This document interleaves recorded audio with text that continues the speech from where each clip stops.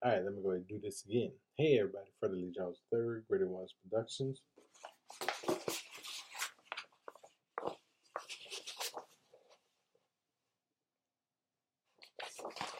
And let me introduce you to another exciting episode of Movies on the Run, the movie review show where we review movies and we grade them by running distances. That means if it is not so good, it is a 5K. If it is awesome, and I may be on the means of awesome, it is a crazy half. Excuse me, crazy ultra. Sorry about that. Excuse me. Okay, so what is going on for a second interview, second live review? If I say the word and change, you know why. Shazam! Okay, Shazam is the latest addition to the DCCU uh, movie, and it stars Zachary Levi, Damon Hinsu, Mark Strong, Jack Dylan Grazer, and was directed by David S. David F. Sandberg. Sorry about that. So, what is Shazam about? I can honestly tell you, I am not huge into the comics and whatnot, so I don't know that much about it. But all I know is it's about Billy Batson who meets a wizard.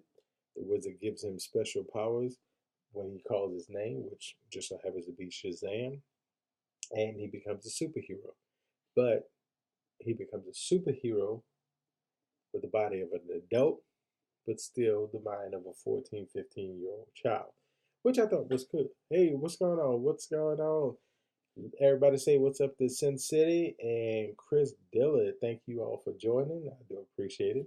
Um, so let's talk about the movie Shazam. My son and I got to see an advanced screening last night through AMC.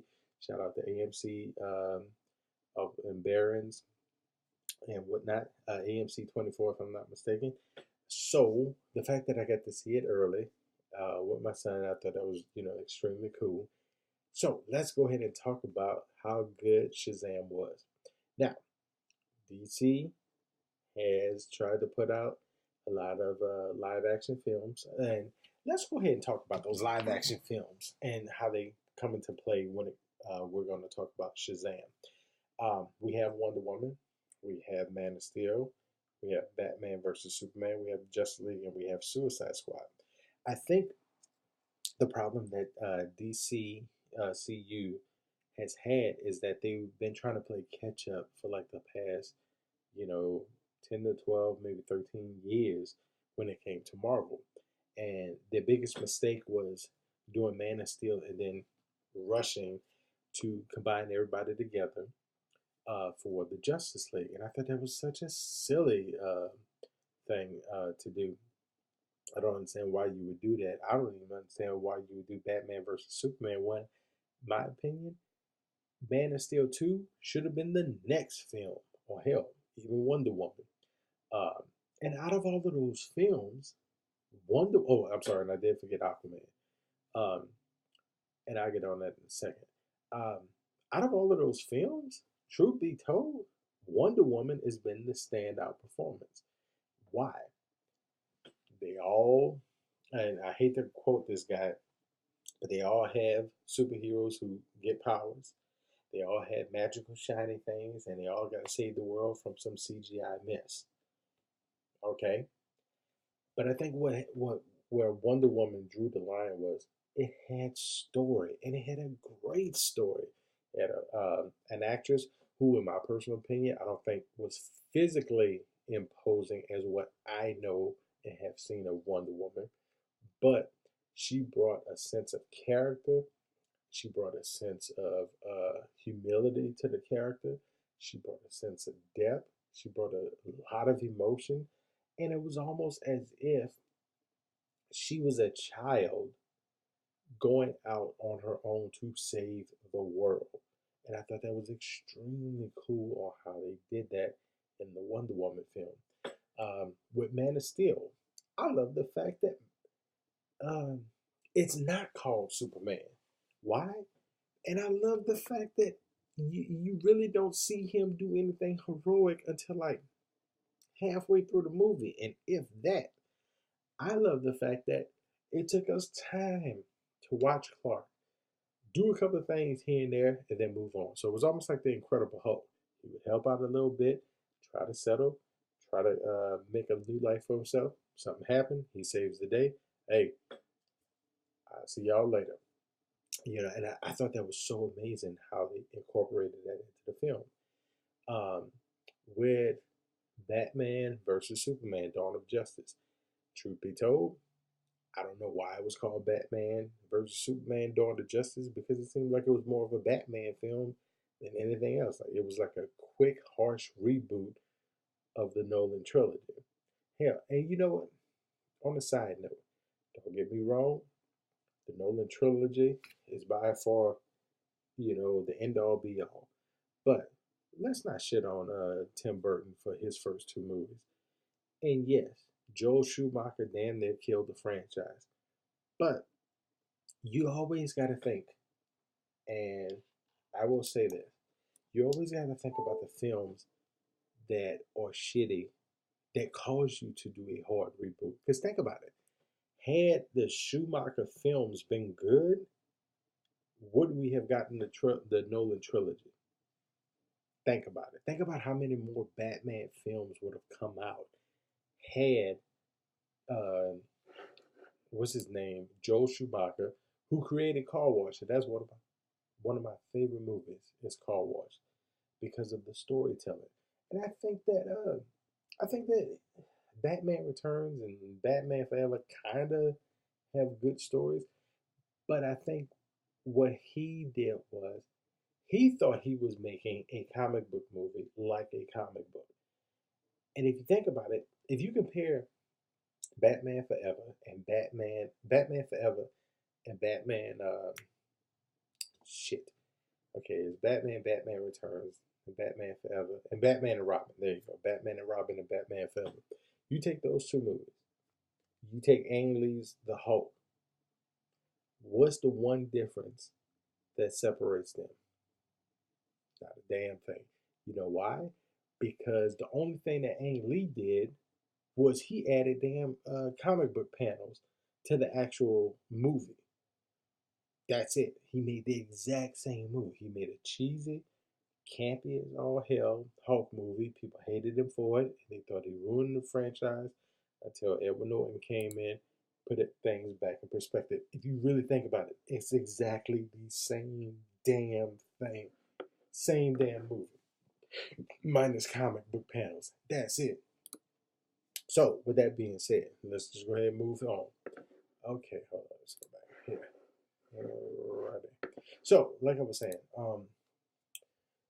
with uh, David Ben Affleck, sorry, I was about to say David Affleck. With Ben Affleck's Batman, we finally got the big hulking, brood Dark Knight.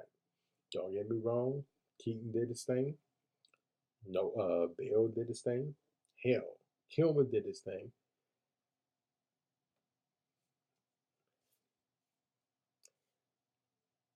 I can't even say he did his thing. I will say this. I always used to say this, and I always used to get into like arguments and disagreements about this. When it came to Batman, obviously there's only three people. To me, there's obviously you can't go over Adam West. I'm sorry. Sorry. Then there's Michael Keaton, and then there's Bale. What I love about Bale and Keaton, I think that with Keaton, he grew,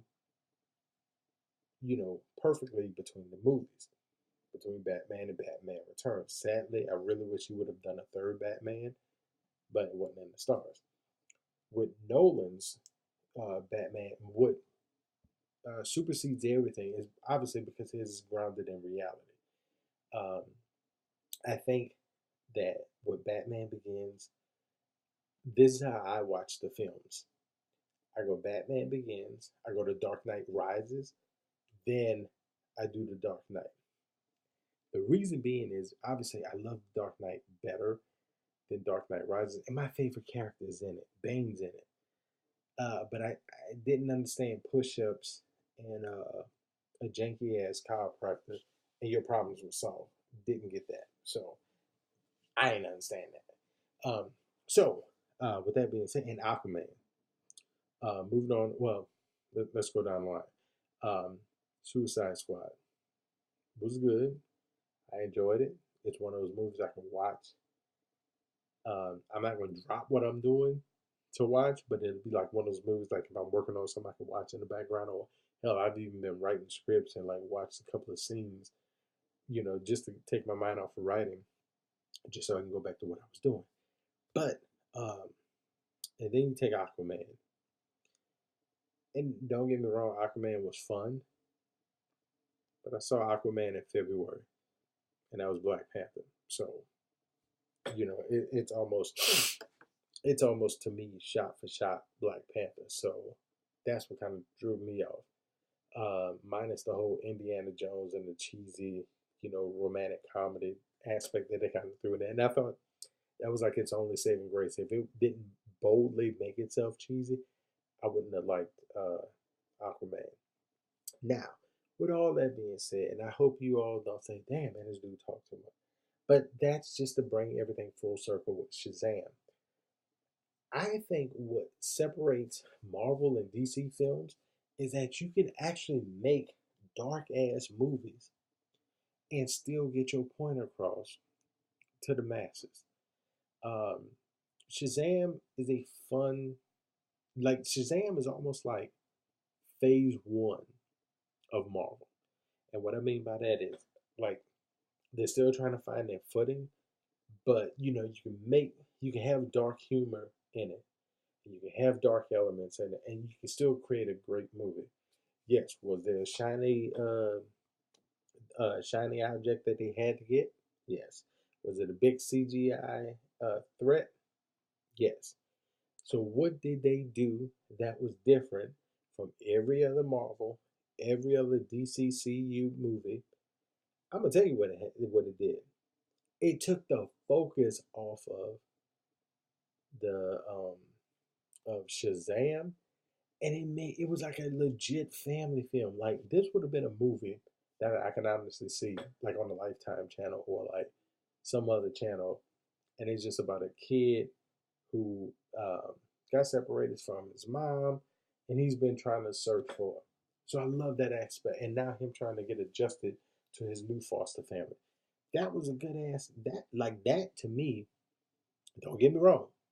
Don't get me wrong. Love the superhero aspect of it, but all jokes aside, that was the best part for me. Was him getting adjusted to his new family.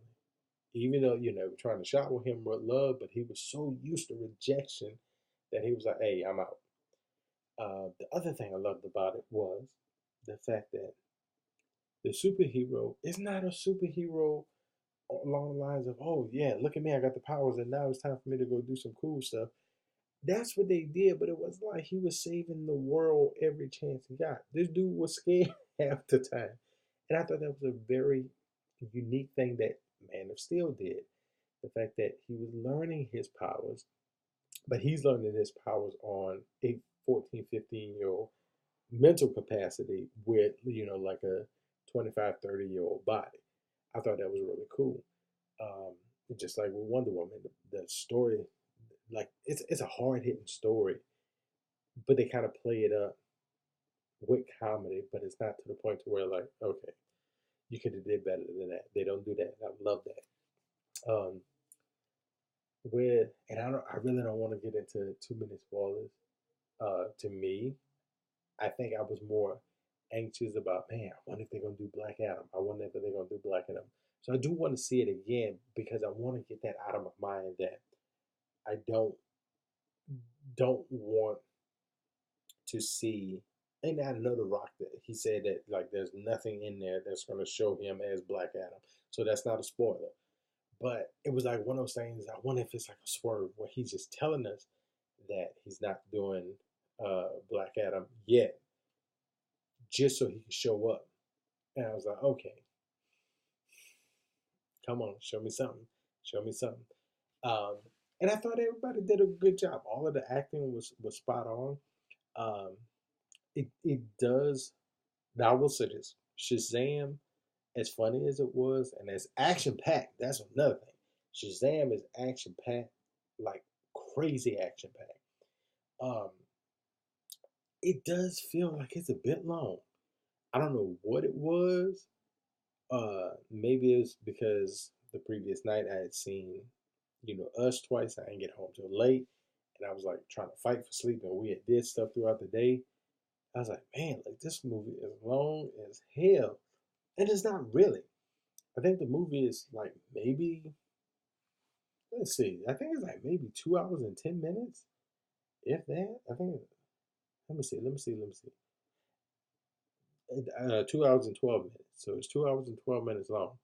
But you know what? I do believe too because they showed a bunch of previews, and I don't know if it was like that because of the early access. And I think that's what it could have been was because it was an early access because they showed like Endgame.